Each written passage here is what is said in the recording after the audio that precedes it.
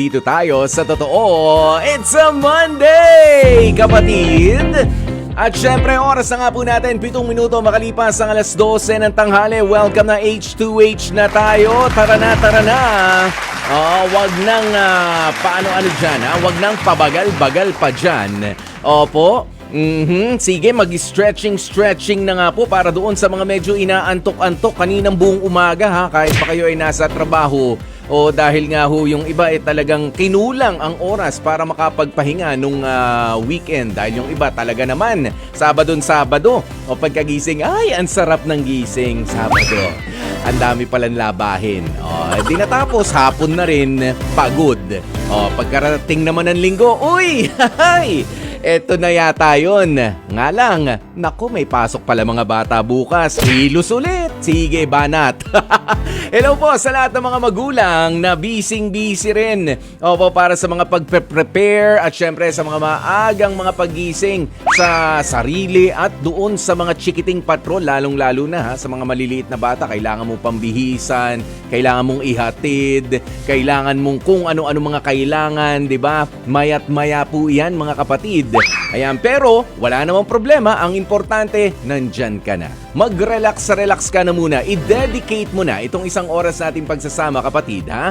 Para ikaw naman ay kumalma lang muna dyan hanggang alauna ang ating programa. Maraming nga po kayong mga matututunan dito. Hindi naman puro sermon. Of course, I don't know it all. Ayan, kaya naman kayo ay kailangan din namin para sa inyong mga payo, para sa inyong mga komento, at para sa inyong mga reaksyon. Di ba nga? At dahil nga sa kailangan din naman namin kayo, mas maganda yan sa heart-to-heart na pag-uusap, yung may makikinig, merong magsasalita, meron din pa premyo. Yun ang maganda roon. Tandaan po ninyo, 3 ang pwedeng manalo nga ng 250 pesos na cash for today sa ating episode ngayon. At syempre, isang sulit TV ang ating ipamimigay. Pero bago tayo magpatuloy, maraming salamat po muna sa lahat ng mga tumutok naman kahapon, Sunday, sa ating H2H Heart-to-Heart Catch-Up episodes, alas 12 ng tanghali. Maraming salamat po. Yan, para sa lahat ng mga humilata na muna, makikinig nga ako ng mga na-miss kong mga episodes dito sa Heart to Heart. Yan, yung mga sinabing ganoon. O kaya naman, habang nagluluto o habang kumakain, kasama muna namin ang Heart to Heart. Okay, ganyan po iyon O kaya naman, sige na, pumwesto na nga po kayo ngayon. At syempre, babati na muna tayo sa maraming mga tagapakinig natin, na mabilis na nag-share na rin. Yun lang naman ang sikreto para maging happy tayong lahat. Mag-share ka na ng live streaming natin sa FB. At syempre, ilakas ang inyong mga radyo para sa 92.3. Yan, sa FM po yan, para pati mga kapitbahay nalalaman kung ano nga bang pwede rito. At kung papaano nga ba ang manalo. Umpisa na nga po natin ang ating mga astig na mga pagtatapat. Astig Confessions. Dito sa ating programang Heart to Heart. At syempre, meron lang kaming paalaala dito sa ating Astig Confessions. Meron kayong astig advice. Ayan, at syempre mamaya, bibigay ko rin naman yung astig lesson. Basta tumawag lamang po kayo sa amin. Kaya as early as now, eto na po ang ating mga hotlines. Mamaya papaalala ko pa sa inyo ng bahagya. Mga hotlines natin, 8631-5788 o 8631-6674. Basta sa ngayon, naku, init na po ang gustong magtapat sa atin para sa ating H2H Astig Confessions. H2H Astig Confessions.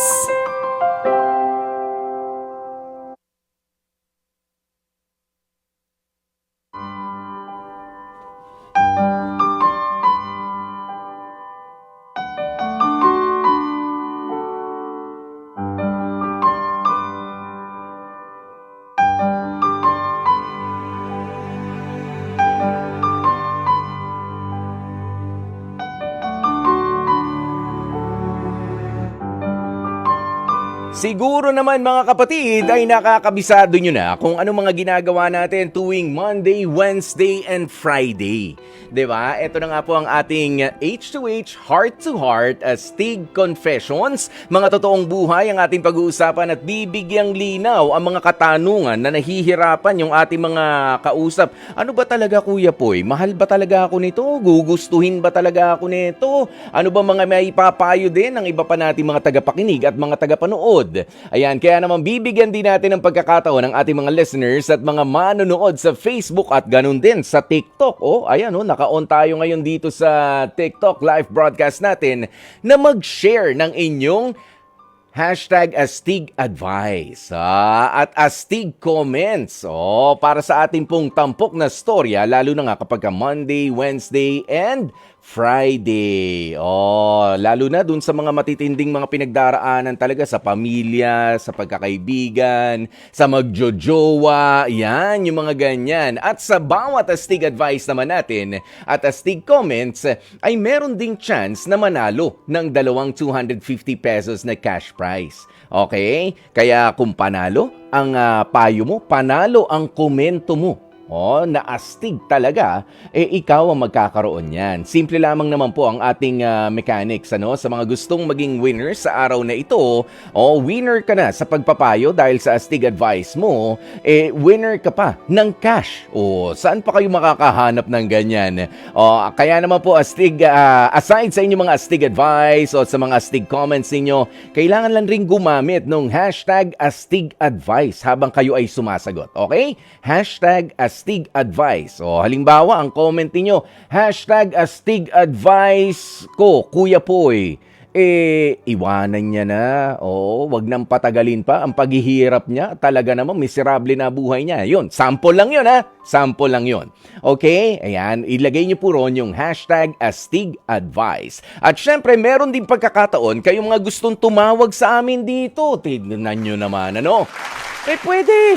Ito nga po ang aming mga hotlines, 8631-5788 o 8631-6674. Malinaw na? Malinaw na. Kaya naman, umpisa na nga natin ang H2H Astig Confessions.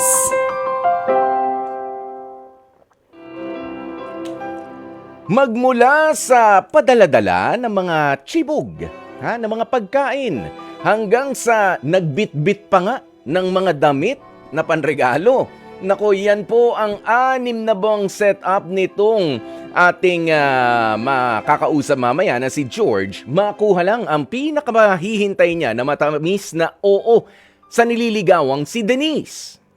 6 na buwan, kalahating taon na. Pagkain, damit, yun ang mga regalo. Pwede. Ayan, pero eto ang pero. Ang mga regalong damit ni George kay Denise ay ni minsan daw ay hindi man lang nito isinuot. Bukod pa dyan, itong si George ay always din daw na tinatanggihan naman itong si Denise sa tuwing nagyayaya naman siyang lumabas sila, makipag-date, ganyan. Lagi nakatanggi si ate. Ang katwiran ni George, kung ayaw naman ni Denise sa kanya, mas maigi pa. Nalinawin na at baste din na lamang daw siya nito kesa naman palagi na lang daw siyang nagtitiis.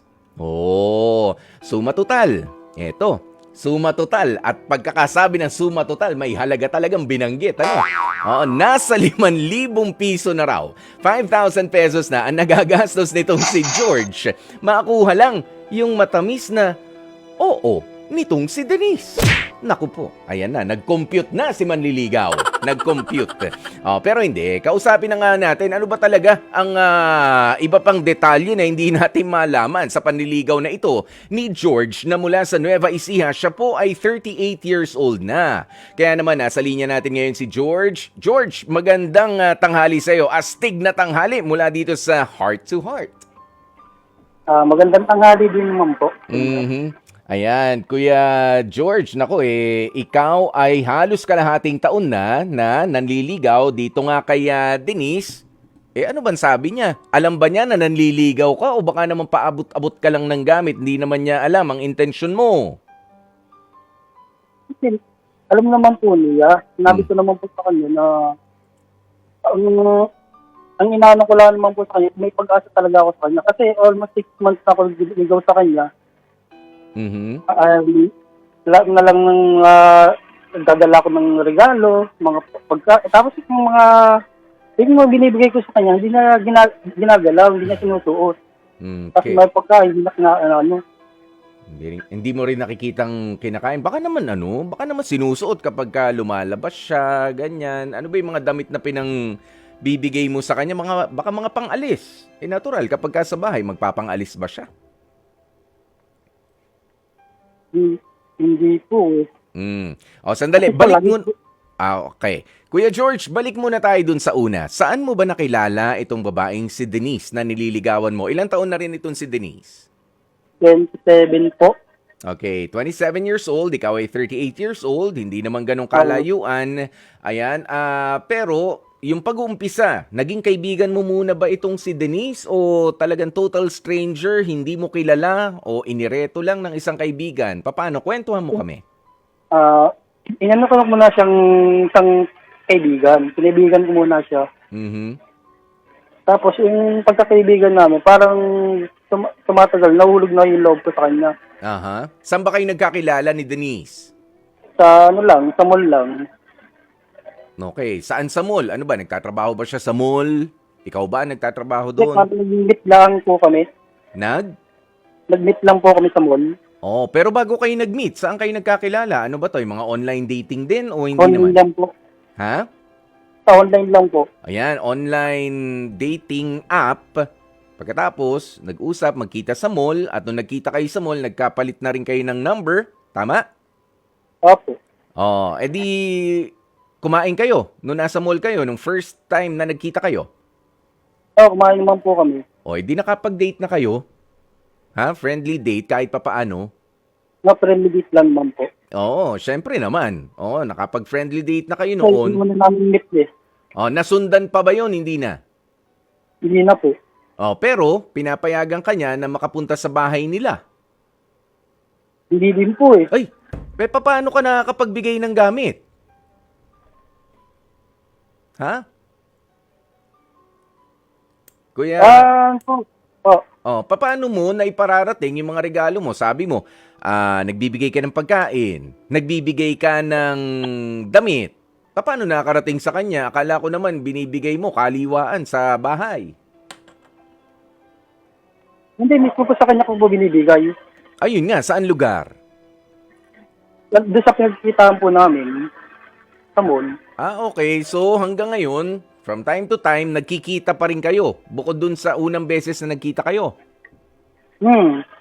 Oo. Pumapayag naman siya. Anong mga ikinikilos niya? Anong mga pinagkikwentuhan ninyo kapag kayo ay nagkikita ulit doon sa lugar na yon, sa tagpuan? Tinanong ko siya na sabi ko sa kanya, unti-unti na nahuhulog ang loob ko sa kanya. Mhm. Nagtapat na ako sa kanya na kung pwede ako manligaw sa kanya. Mhm. Anong sabi ni Denise? Sabi niya sa akin, hindi pa daw siya handa. Hindi pa handa. Okay. Pero, bago mo sinabi yan, yung mga ibinibigay mo sa kanya na pagkain, na damit, nakapagbigay ka na, tama? Opo. Nakapagbigay ka na. So, malinaw naman na yan, kahit hindi ka na magsabi. Pero ngayon, na alam mo na hindi pa siya handa, ano pang pinoproblema? Ano ko naman sa kanya na kundi almost 6 months na ako nang diligaw sa kanya. Mhm. Ay, ang ano ko lang sa kanya, kung meron ba ako pag-asa sa kanya, hindi yung pinapatagal pa niya. Sige. Mamaya natin dahil medyo crucial na yung sagot niya kanina na hindi pa ako handa. Ha, George? Sige, pero babalikan natin yan, yung statement na yun ni Denise nung umamin ka sa kanya. Kausapin muna natin, pakinggan natin, ano bang astig comment o astig advice na ibibigay sa atin nitong si Ran ng Valenzuela. 33 years old. Pakinggan natin, George, ha? Ran, magandang tanghali sa'yo. Ran? Tumakbo yata si Ran. Ran?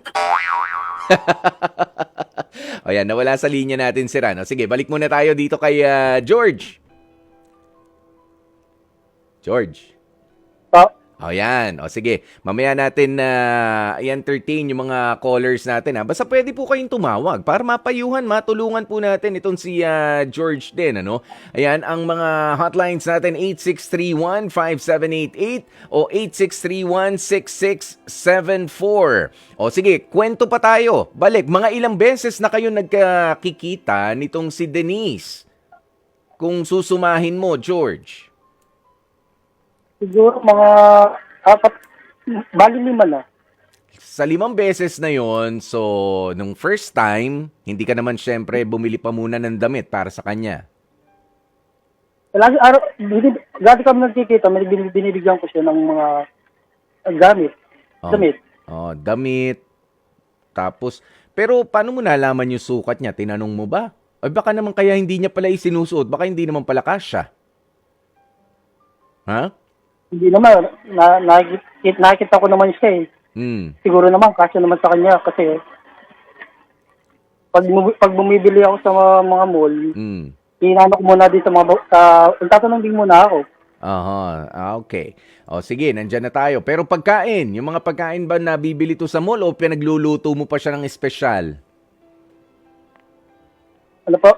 Yung mga pagkain na binibigay mo sa kanya, luto mo ba? O yung mga espesyal na, lutong espesyal mo? O yung mga nabibili na lamang din sa mall? Mga take-out, ganyan? Mga take-out lang. Ayun, mga take-out na lamang din. Kasi hindi naman din natin maalis dito kay Denise, ano? Oo, na kapag kaluto mo, baka kung anong ginawa. Tsaka hindi naman din yata maganda na dun mismo sa harap mo kakainin. O yung, 'di ba? O hindi rin. Siguro kung mag-share kayo, ganyan, pumayag siya. O yun. Kaya natin inaalam yung mga bagay na ganito, no, George. Kasi meron kasi talagang ibang mga tao na sasabihin sa'yo straight to the point, nang wala ng paligoy-ligoy pa. Wala kang pag-asa sa akin, busted ka na. 'Di ba? May mga taong ganun eh. Pero itong si Denise, yun nga ang pagsagot niya sa'yo kanina eh. Yung sabi mo na hindi pa ako handa. Siguro, nag-enjoy lang siya doon sa pagkakaibigan ninyo. Ayan, pero kung manliligaw ka, hindi pa ako handa para sa ligawan portion. Teka lang, ay matatanggap mo ba yon? Kung matatanggap ko naman po, Oo. ang sa akin lang po talaga, yung kung ano siya, na kung may pag-asa ako sa kanya, hindi pinapatagal pa niya. Kaso nga hindi pa handa. So, pagkakaibigan lang ang may offer niya sa'yo. Di ba sagot na rin yun? Oo nga po. Di ba? Ayan, pero ito, basahin muna natin ng ilan sa mga reaksyon ng mga kapatid natin dito sa comment section naman sa FB. Sabi ni Maria Luisa Patricio, ang hashtag astig advice ko, mukhang, ano to? Dahan-dahan lang sa pagbibigay. Oo, sa magiging akala mo ay siya na ang future mo. Dahil sa huli, hindi naman pinapahalagahan pala yung mga binibigay mo. So dapat siguraduhin mo yung feeling nitong si girl na meron din siyang feelings for you kasi wala din niyang halaga. Lahat daw ng binibigay mo walang halaga kung di naman siya seryoso sa'yo. Kaya kuya, dahan-dahan ka lang rin. Yun lang naman. And God bless sa'yo. Yung ba mga binibigay mong gamit, hinihingi niya o ikaw kusan loob binibigay mo? George? Oo. Yung ba mga binibigay mo sa kanya, gamit, damit, kusan loob na binibigay o nire-request niya? Kumusta ako binibigay sa kanya? Kusang loob na ibinibigay. Sige, si Concepcion Toledo sabi niyang hashtag astig advice ko, Kuya George. I don't blame you at first at dahil in love ka eh. Kaya umiibig ka, pero kung ilang buwan na at napapansin mo, wala naman nangyayari, aba, mag-move on ka na. O, yan ang sabi ni Concepcion Toledo, yan ang kanyang astig advice. Sabi naman ni Elmer Buwan, #astig advice para kay Kuya. Alam mo Kuya, kung ang isang babae ay gusto ka kahit na wala kang ibigay sa kanya, ay sasagutin ka niya. Siguro kaya tinatanggap niya mga binibigay mo ay dahil nahihiya lang siya, natanggihan ka. O, dahil ayaw ka lang niyang masaktan. From Lorraine ng Binyan City, Laguna. O, na ano mo ba yun? Na-absorb mo yung sinasabi ng mga kapatid natin? Ha? Sa comment section, George? O, ayan ha. O, ito, kausapin muna natin si Angel ng Mandaluyong, 31 years old. Meron din siyang astig advice o astig comment para sa atin. Angel, magandang tanghali sa'yo. Magandang tanghali din po. Ano bang maipapaalala? Ano bang astig advice mo para dito kay George? Siguro po, from the start na nagbigay na siya, siguro yung mga 1 or hanggang 3 pagbibigay is naramdaman niya pala na hindi naman pala siguro siya gusto or hindi, kasi kung alam niya palang hindi naman ginagamit o hindi niya nakikita, siguro makaramdam na lang po siya na hindi siya gusto nung babae po. Siguro hindi na para siguro tumagal ng marami pang gastusan or marami na siyang naibigay. From the start na nakapagbigay siya ng una. Pangalawa, siguro nakita niya hindi pala na-appreciate ng babae. Siguro tinigil na po sana niya. O yan. Ikaw ba, George, meron kang gustong itanong dito kay Angel habang may babae tayong kausap? O, tungkol sa mga ganyan. O, kasi, Angel, ikaw ba? Sasagot ka ba sa isang manliligaw na hindi pa ako handa kung gusto mo siya? Siguro kung talagang hindi ko siya gusto, tatapatin ko siya para sa akin kung ako yung girl, ha. Hindi yung tinatanggap ko din kasi yung binibig. Kasi iisipin ko rin na gumagastos to, nag-e-effort to. Oo naman. Siguro, Pipigilan mo na. na lang din sa girl. Sana tinapat na lang po niya. Pero ikaw ba, kapag ka may nagbibigay sa'yo at hindi mo naman type, pipigilan mo? Hindi ko po tinatanggap. Wag nang tanggapin o kaya wag na lang bigay mo na lang sa iba. Ayan. Pero ikaw, nagsasabi ka ba nga doon, anong ibig sabihin sa'yo ng may manliligaw ka? Ang sinagot mo, Ate Angel, hindi pa ako handa. Ano ba talagang ibig sabihin yung mga babae doon sa statement yun? Hindi pa ako handa. Kasi pa doon siya naguguluhan ton si talaga, George Hindi pa siguro talaga siya ready para pumasok sa isang commitment pa.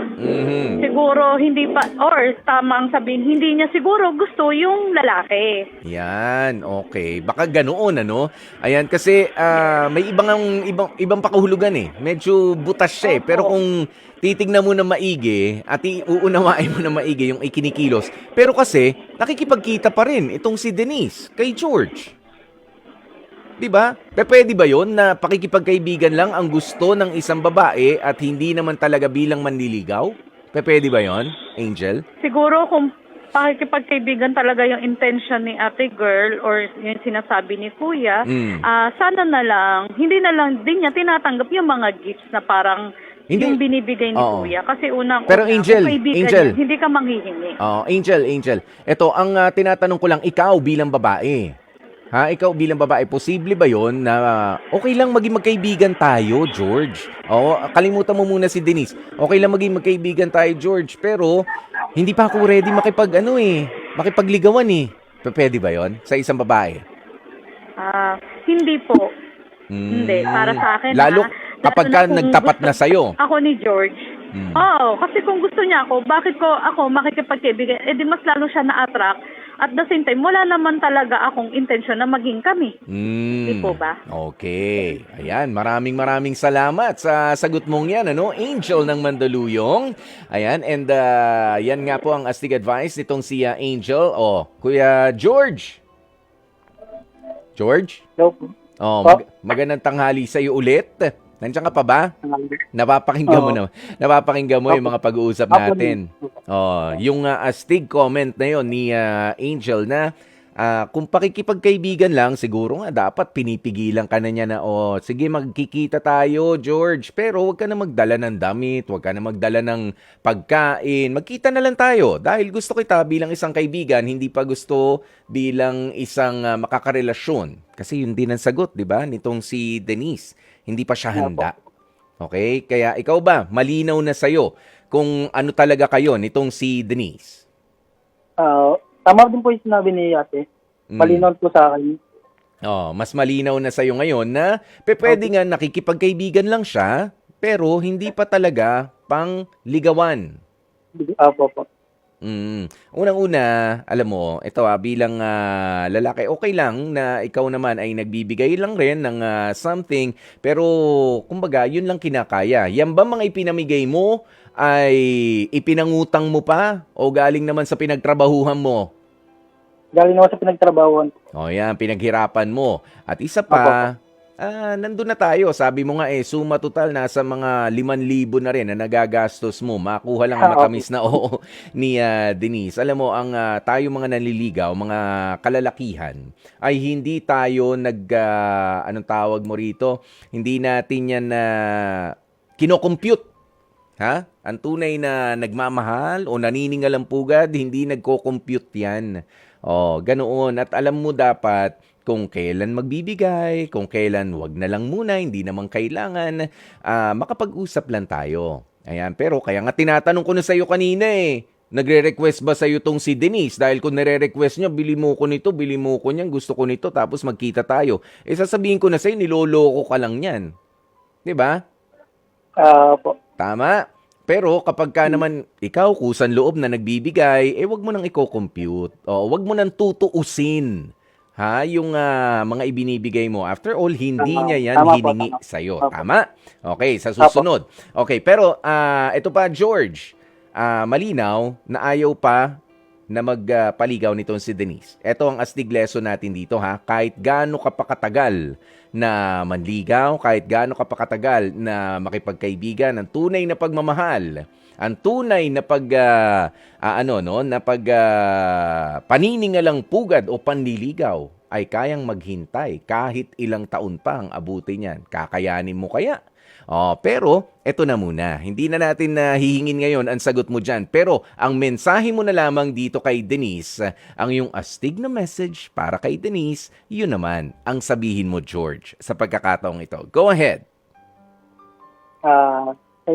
Kay Denise, ang sabi ko lang naman kay Denise. So, sabihin na lang niya sa akin kung may pag-asa ba ako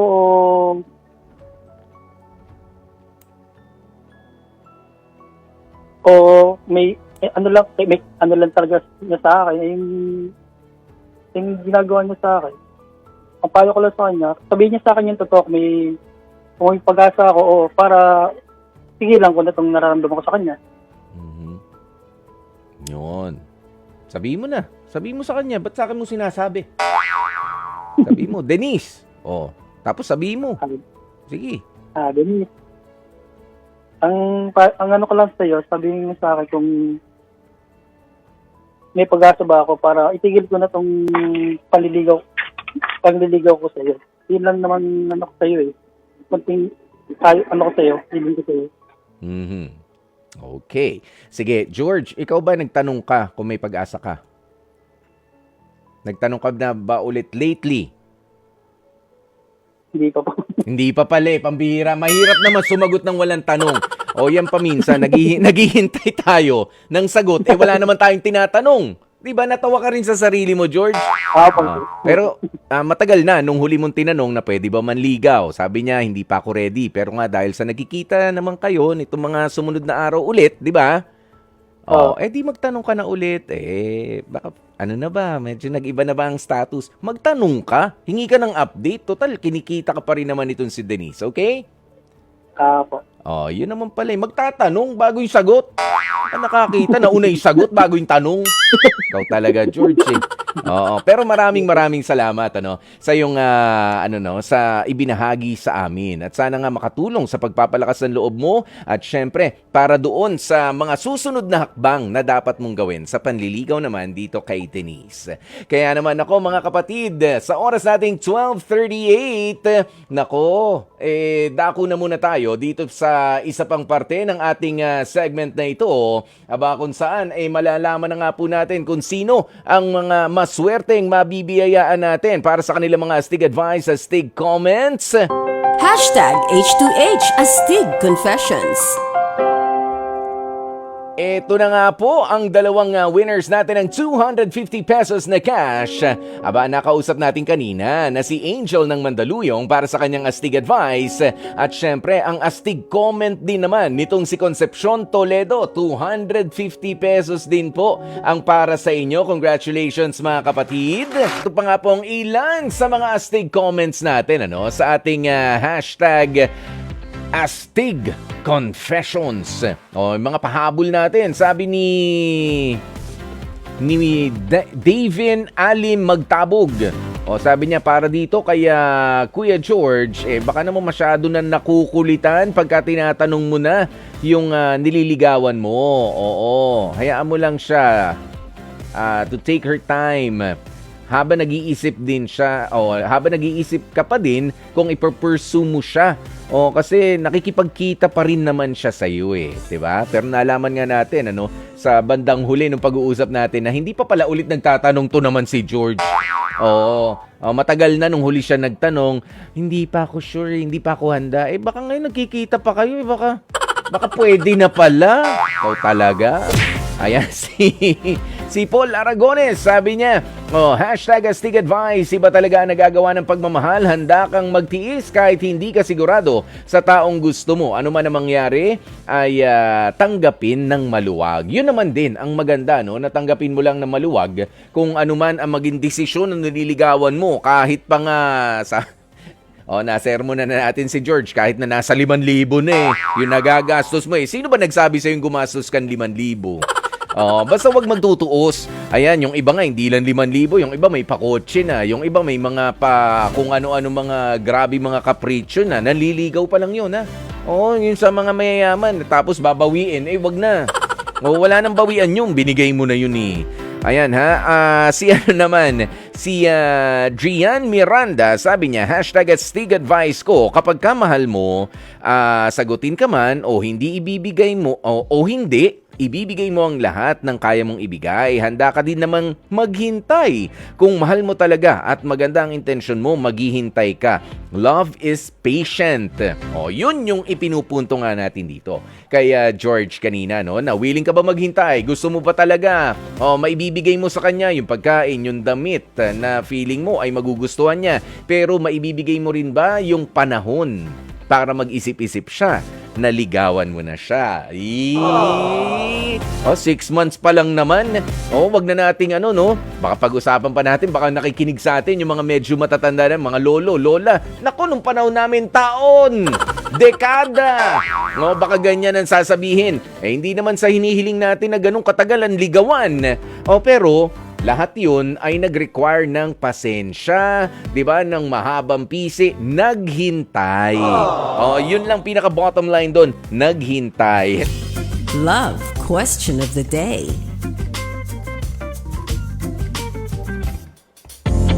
Ano nga ba, kapatid, ang major turn-off sa potential partner mo na sana? Ano ba makakapagpataboy sa'yo, ha? Eto na nga po ang inyong mga kasagutan. Sabi ni Trina Loresca, nako, nakaka-turn off yung hindi marunong mag-accept o yung umamin sa mga minsang pagkakamali niya. Wala namang perpektong tao. Mas nakakainis lang kasi yung puro palusot ang sasabihin. Yun lang po, kasi may trust issue na agad, di ba?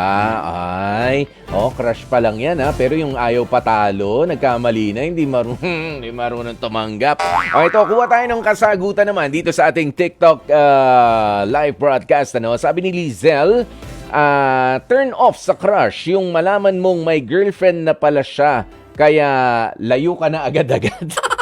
Natural. Ayan, ito si Trish Mejia, maganda ang sagot niya ha. Sabi niya, number 1 po talaga, Kuya Poy, hygiene. Hygiene po talaga. Hindi pa sumagot to eh. Sabi ko sa kanya kanina, bakit? Nabugahan ka na ba nang hindi ka aya-ayang amoy ni crush? Kung hindi man buga, merong pabaon na nakaipit sa kilikili si crush na, kakahilo. Ayan, sabi naman ni Alma Aranilio, turn off yung sinungaling at traidor, yung nag-iimbento ng kwento para sirain at mapasama ang ibang tao para siya ang kampihan at maging bida-bida. Ay, oo, turn off naman talaga yan, ano? Kahit pa nga gustong-gusto mo yung tao. Ayan, si Gerald de la Cruz, sabi niya, para sa akin, yung nakilala ko siya mabait, tapos yung nagsama na, naku po, nag-iiba na siya. Nandiyan na yung pagiging magagalitin at isa pa yung pagiging tamad at wala ng pangarap sa buhay. Ayun lang. Oo, kaya naman, maraming salamat po sa inyong mga kasagutan. Aba, humabol pa si Sergio. Sabi niya sa akin, Kuya Poy, yung makalat at yung burara sa bahay. Naku po, at sa sariling burara. Ay, naku, ayoko talaga ng burara. Sino ba naman ang gusto no? Napakakalat. Ayan, pero congratulations na nga po no, dito sa ating winners pa ng 250 pesos na cash na si Kalupas Niknok ng Pasig. May 250 ka. At syempre si Maria Apple Gutierrez ng Marilao, Bulacan ang winner naman ng ating Sulit TV Box for today. Bukas tuloy-tuloy po ang pamimigay ng ating mga papremyo. Tuloy-tuloy rin ang ating pamimigay ng mga leksyon, ng mga aral sa buhay dito sa ating programang H2H Heart to Heart. At yan po kasi ay araw-araw na pinaghahandaan ng hindi lamang po ng inyong lingkod, kundi inyong mga lingkod. Kasama ang mga nasa likod ng programang ito. Ang ating mga program assistants, sina Bea Rodriguez, Nia Bugarin de Guzman, Ed Acerada, sina Aaron Tolentino, Ron Eugene Cruz at Floren Cancera ng ating studio technicians po yan, ha? Ang mga technical directors naman natin, sina Sir Joey Perez, Sir Nanding Bazarte, at si Madam Grace Toledo. Ganon din ang ating editor ng H2H Catch-Up episodes kapag kalinggo. Maraming salamat po sa mga nanood kahapon. Ayan ha, at syempre ang ating researcher na si Rema Anwar. Nandiyan na ba si Rema? Nagbabalik. Ayan, at ang ating executive producer na si Jeffrey Batlanggaw. Ako po si Kuya Poy, ang inyong Guwapopoy. Bukas ulit alas 12 ng tanghali dito sa 92.3 Radyo 5 True FM. Dito tayo sa totoo, dito tayo sa H2H Heart to Heart.